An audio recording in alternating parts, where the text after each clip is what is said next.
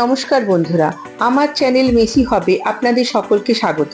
আশা করছি আমার চ্যানেলের রেসিপিগুলি আপনাদের সকলের খুবই ভালো লাগে। আজকের রেসিপি হলো মটন কোরমা।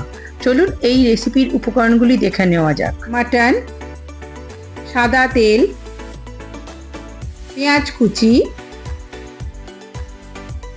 স্টার অ্যানিস, দারচিনি, এলাচ, তেজপাতা, শাহি জিরা,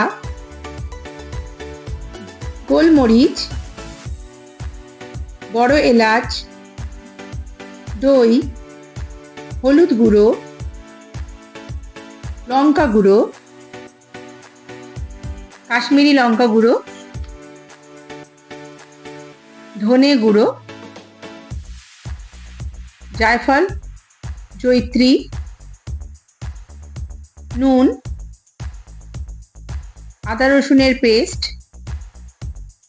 চিনি, গরম জল, আমন্ড, কাজু বাদাম, কেওড়া জল,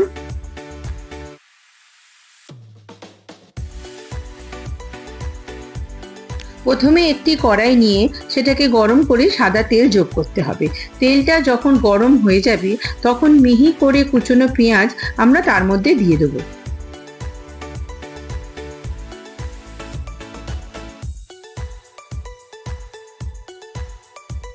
এবার এটাকে ভালো করে নাড়তে হবে। নাড়তে নাড়তে এটাকে একদম বাদামি হওয়া পর্যন্ত ভাজতে হবে।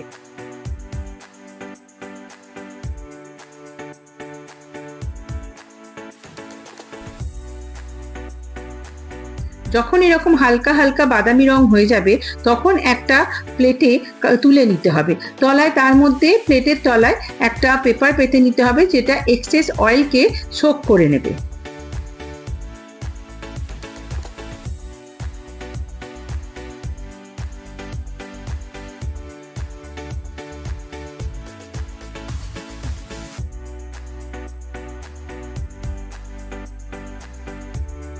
এবার এটাকে আলাদা করে তুলে একটু ঠান্ডা করে নিতে হবে। এবার কড়াইয়ের মধ্যে আমরা গোটা গরম মশলাগুলো যোগ করে দেবো। স্টার অ্যানিস, দারচিনি, এলাচ, তেজপাতা, শাহি জিরা, গোলমরিচ এবং বড় এলাচ দিয়ে যখন এটা একটু ভাজা ভাজা হবে তখন আগে থেকে ভালো করে পরিষ্কার করে ধুয়ে রাখা মটনের পিসগুলো আমরা যোগ করে দেব।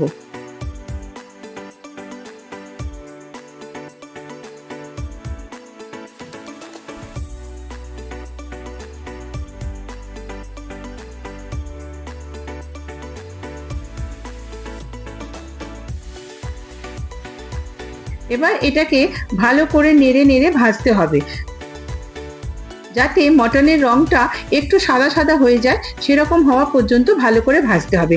আঁচটা মিডিয়াম থেকে ফুলেই রাখবেন, কমিয়ে দেবেন না। এবার আমরা টক দইটাকে ভালো করে ফেটিয়ে নিয়ে তার মধ্যে গুঁড়ো মশলাগুলো যোগ করে দেবো।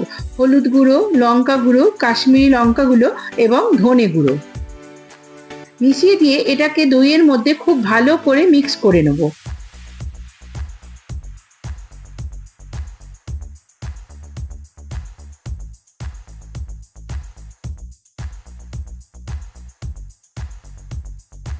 এবার একটা মিক্সিং পাত্র নিয়ে এলাচ, জয়িত্রী, জায়ফলগুলো আমরা গুঁড়ো করে নেব। জল দেব না, শুকনোভাবেই গুঁড়ো করব।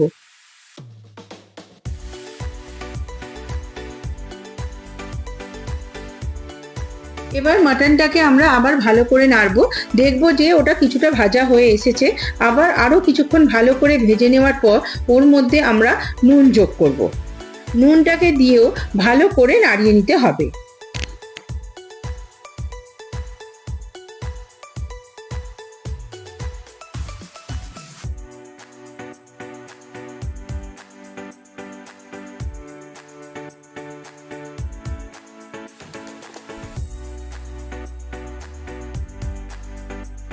এবার ভাজা ভাজা হয়ে গেলে আমরা ওর মধ্যে আদা রসুনের পেস্টটা যোগ করে দেবো। পেস্টটা যোগ করার পর খুব ভালো করে মাটনের সঙ্গে ওটা মিশিয়ে নিতে হবে, মিশিয়ে ভালো করে কিছুক্ষণ কষাতে হবে।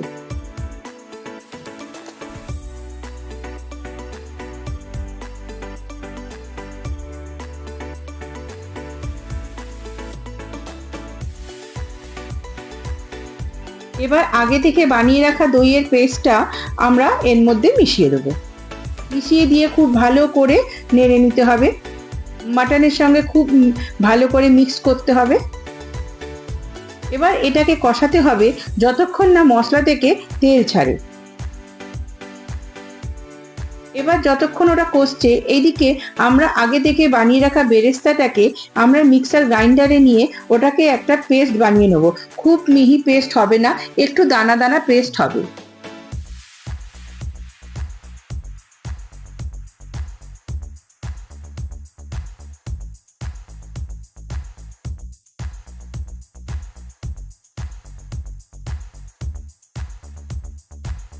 এবার মাংসতে কষাতে কষাতে যখন এরকম তেল বেরিয়ে আসবে, লাল লাল হয়ে আসবে, তখন আমরা ওর মধ্যে বেরেস্তার যে পেস্টটা আছে সেটাকে যোগ করে দেবো।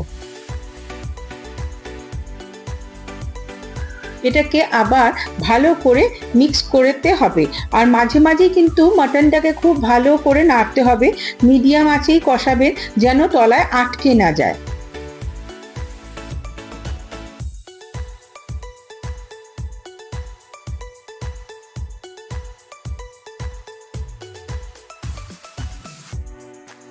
কিছুক্ষণ কষানোর পর ওর মধ্যে 1 চামচ চিনি দেবো,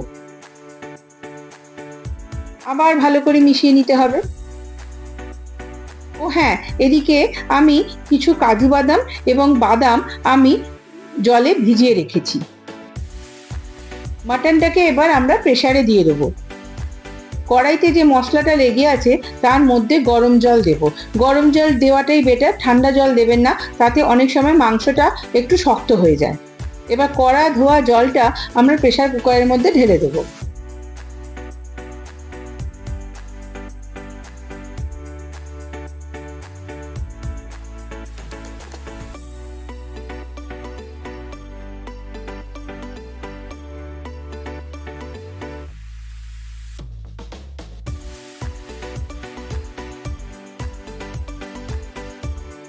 এরপর আমরা যে মিক্সিতে বেরেস্তাটা বানিয়েছিলাম সেই মিক্সিতেও গরম জল দিয়ে ধুয়ে আমরা মাটনের মধ্যে মিশিয়ে দিলাম। এবার সবটা ভালো করে নেড়ে মিশিয়ে নিয়ে প্রেসারে ঢাকা লাগিয়ে প্রেসারে সিটি দিতে হবে।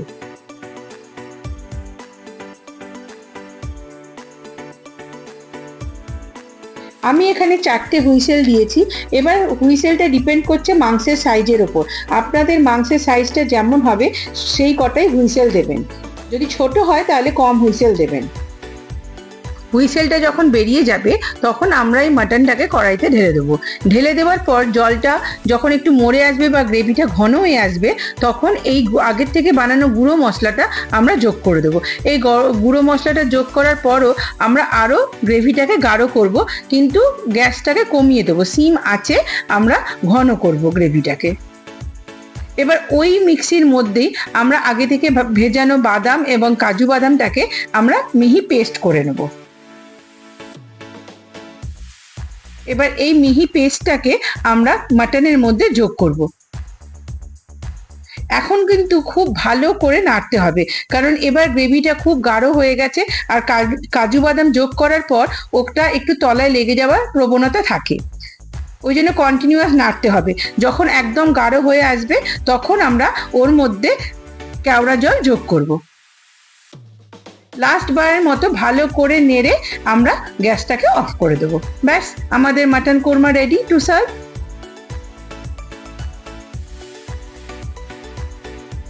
ভালো লেগে থাকে তাহলে অবশ্যই আমার চ্যানেলটিকে লাইক, শেয়ার অ্যান্ড সাবস্ক্রাইব করবেন। ধন্যবাদ।